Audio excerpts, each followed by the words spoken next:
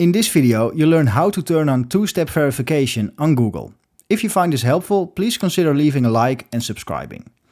To do this, you have to navigate to google.com, so you can also do this on your PC or on your tablet, but right now I'm using my phone. Once you're on google.com, go to the top right and click on your profile picture. Then once you're in here, scroll down to the bottom and go to the bottom left, click on More Settings. Then again scroll to the bottom and click on Google Account Settings in the bottom left. Then once you're in here, you have to scroll the top menu a bit to the right until you see Security. Click on it. Then once you're in here, scroll down a bit until you see how you sign into Google. And right here in the bottom, you can see two-step verification is off right now, so we can click on this. So right here, you'll see the button Turn on two-step verification, so we'll click on it.